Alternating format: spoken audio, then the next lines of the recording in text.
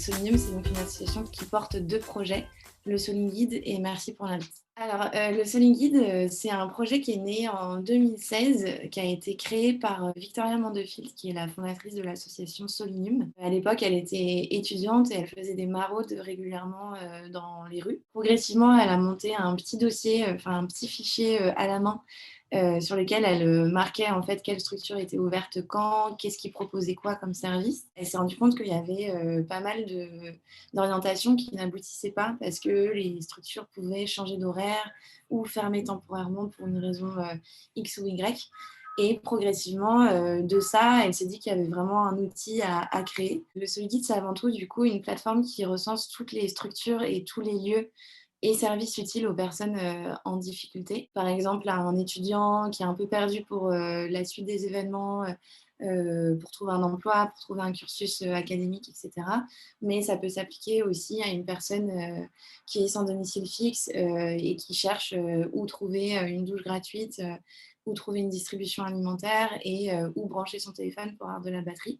Ça peut enfin être une personne senior qui a besoin d'aide dans cette démarche pour avoir la retraite. En fait, tapez un mot-clé, par exemple manger dans la barre de recherche et vous allez avoir un certain nombre de synonymes qui vont apparaître.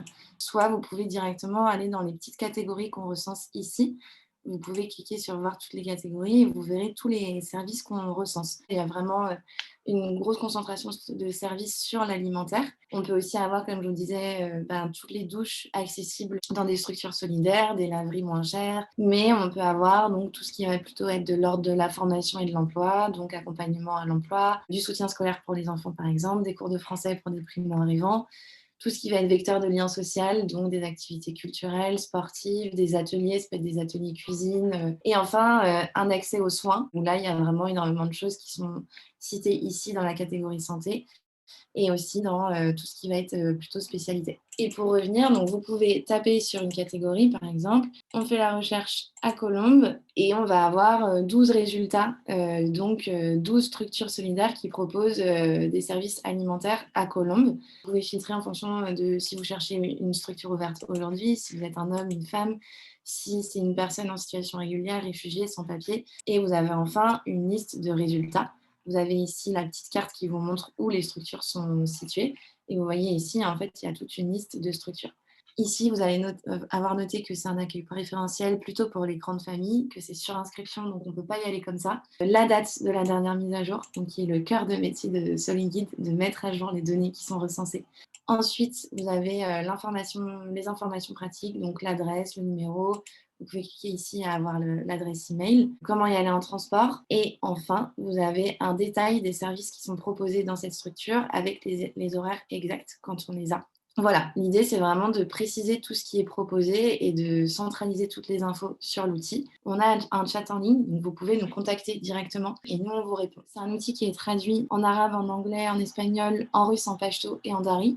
Le Sewing Guide, maintenant, on a donné la main en fait, à notre plateforme aux professionnels et aux bénévoles de l'action sociale pour qu'eux-mêmes puissent mettre à jour les informations qui sont recensées sur leur structure. Alors le Sewing Guide, c'est évidemment un outil qui est gratuit. On fonctionne en fait en partenariat et en collaboration avec de multiples collectivités, souvent locales, les régions, les départements, parfois même avec les préfectures. On travaille aussi avec des institutions du gouvernement, par exemple les drills ou le DALO. Enfin voilà, on est beaucoup sur le terrain, on va beaucoup dans les structures pour du coup sensibiliser les publics au Sewing Guide, pour leur montrer, pour les orienter vers d'autres structures, pour leur montrer aussi comment fonctionne le site internet ou l'application. On donne des coups de pouce et c'est hyper satisfaisant de voir que notre outil répond réellement à un besoin.